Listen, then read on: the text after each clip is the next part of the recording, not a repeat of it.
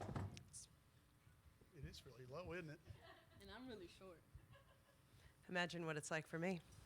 We welcome you now to the post-game press conference for the victorious Arkansas Razorbacks. I'm joined on the podium by head coach Mike Neighbors and two of the star student athletes from today's game, Chelsea Dungee and Alexis Tolefree.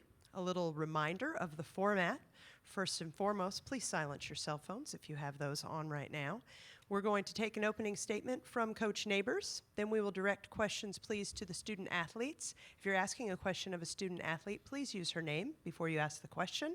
Then we will be taking questions for Coach Neighbors after the student athletes are dismissed. When asking a question, please be sure to state your name and media affiliation. With that, Coach Neighbors, please start. After watching Auburn play yesterday live, I was really scared about how well they had been playing down the stretch. They had a Mississippi State in overtime. They had a win over LSU, played Tennessee the last buzzer, and then they played great yesterday. So they had our attention. We knew that in the first part of the game it would be to their advantage having played yesterday, and that obviously was the case. But I was really proud of the way our kids stuck together. There was no panic through the first substitution and media timeout, and we got it back together. And I thought from that first 6 minutes on is our most complete game of the year against a quality team. Questions now, please, for the student athletes. Alyssa Orange, Pictorial Nation, Fayetteville, Arkansas. Alexis, you had 20 points in the first half. You ended with 30. But when we talked yesterday, you talked about this pace and you liked the matchup with Auburn. What were you able to see that got you so open, especially behind the arc?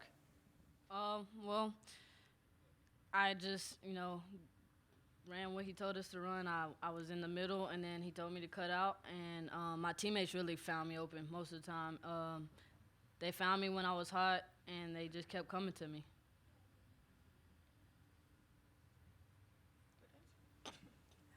Chelsea, how important was it for this team to get this first win, kind of get that pressure off your back a little bit and advance? Yeah, it's a big win. I don't know. Like, it's a big win. You have to win to even advance in the tournament. So we just take it game by game.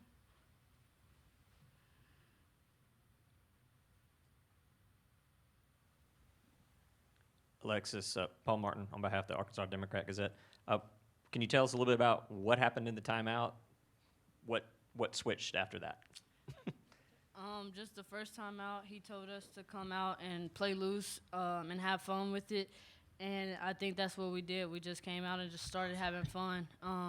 Not really worried about, the outcome of our shots, because every shot we took are shots that we make every day in practice. And so Coach telling us to go out and play loose, that's what we did.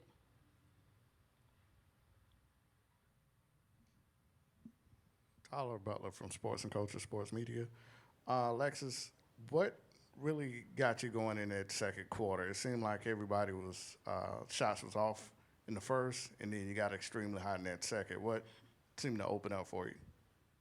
I was just taking shots that I normally hit, and they weren't falling at first, but they started falling for me, which is something that Coach always has confidence in me to do. And I just found the open spaces in their zone, and my teammates found me when I was open. Chelsea, is there two questions? One, is there something about this building that lets this team kind of catch fire like that? And then secondly, is there a kind of a sense of heightened expectations based on that run at all? In tournament time, we have a different mentality. We're out to be back in the championship like we were last year. We stick together. We know what it takes. We've been here before, and we know what it takes to get there again. We will be petitioning to move all home games here next year. Wow. Hunter, get to work on that. That's a trip. Do we have any more questions for our student athletes? Ladies, thank you very much for joining us. See you guys. Opening the floor now for questions for Coach Neighbors. And again, please state your name and media affiliation before you ask a question.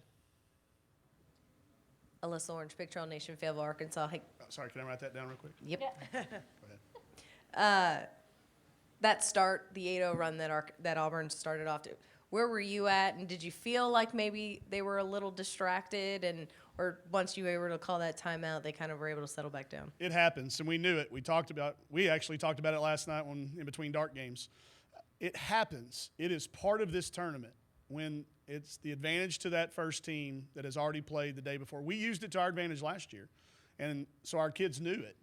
I hate that we were right about it.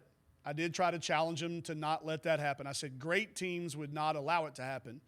Good teams, it will happen to, but they will get over it quickly. So we've still got room to grow. We can get over that, but it is a hard thing to do. So I tried not to show any emotion. We made a quick substitution. I was dead set on not taking a timeout. Timeouts have become a little more precious since we can advance it late in the game and we only get 4. So we had the game plan that if it did indeed happen, we were going to make a quick sub. And we did. And it took them to go through it and get it out of their system too. And then when we got back to our starters, I thought from that point on we were pretty under control.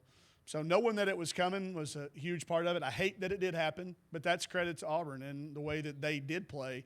But it was obvious it was going to happen pretty quick if we didn't get a timeout and make a substitution. Paul Martin, Arkansas Democrat Gazette.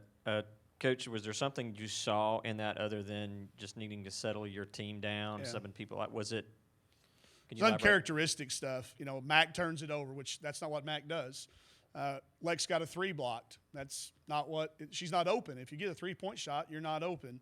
We didn't get back in transition. We were out of position defensively. So it was a complete lack of everybody's focus, start, whatever you want to write down, you'd be accurate in saying it was a complete failure on all levels. But it was so much time left.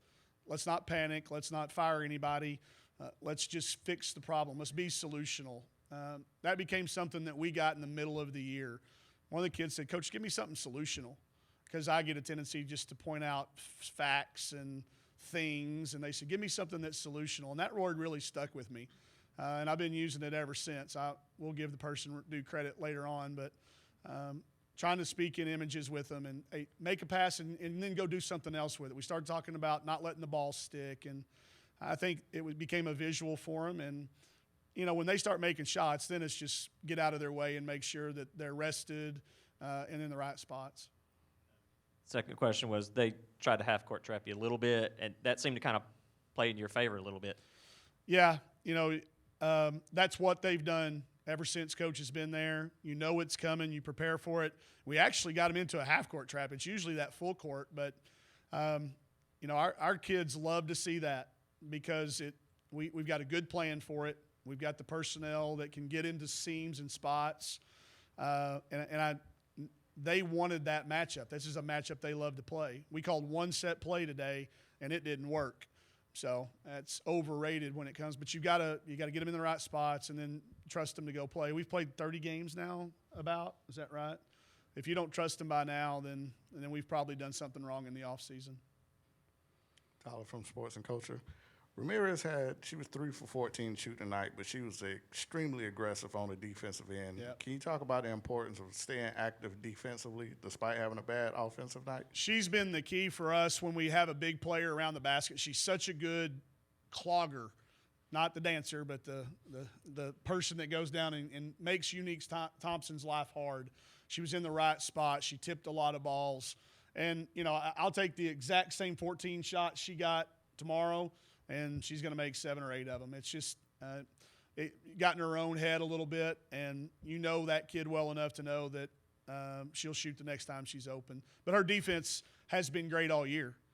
She's not going to necessarily go steal it from you, and she's not going to block shots, but she seems to always be in the right spot for us, and she's really good at following game plans. She can really take Coach Todd's words and his coaching and go out and help our team. That was what she did today to help our team win, was defend. 17 3-pointers today, which I believe is an SEC tournament Somebody record. said, yeah. Tara, my stat girl over here.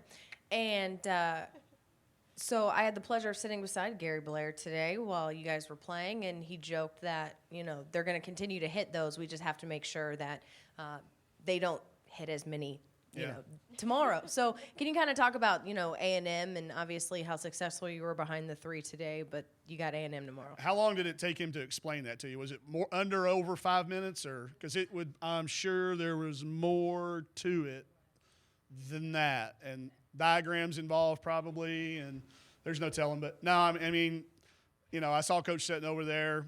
He didn't need to be here. He knows what we're going to do. We talk about it weekly. We talk about it all the time. So they will make our life hard. Bob Starkey's back there developing a plan.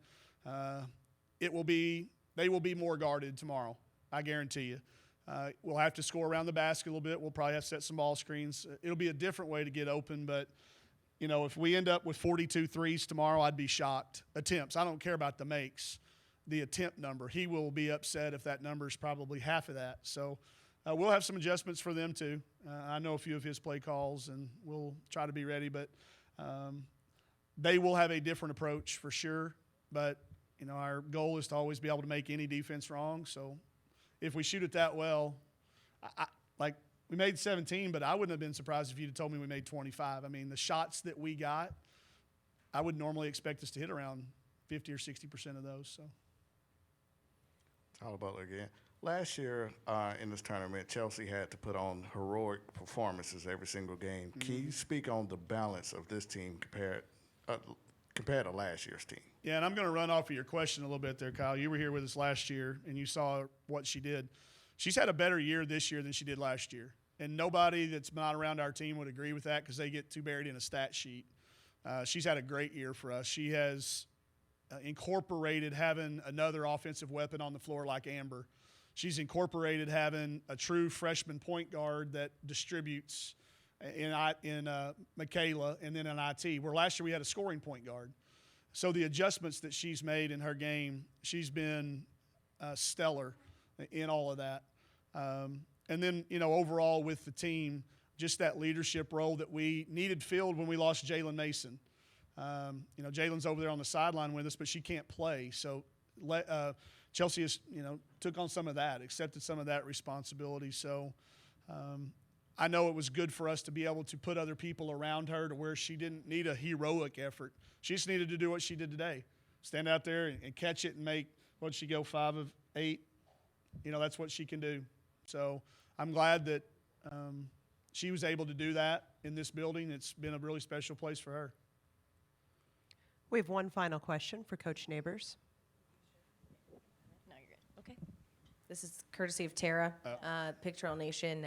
Just talking about Alexis Tolefree, 30 points, put 20 of your first half points up in her game today. I thought she settled us down. You know, once we saw her make 1 or 2 and she got her little celebration going, you know, I'm always worried when I see the top of her head because she's looking down at her shoes.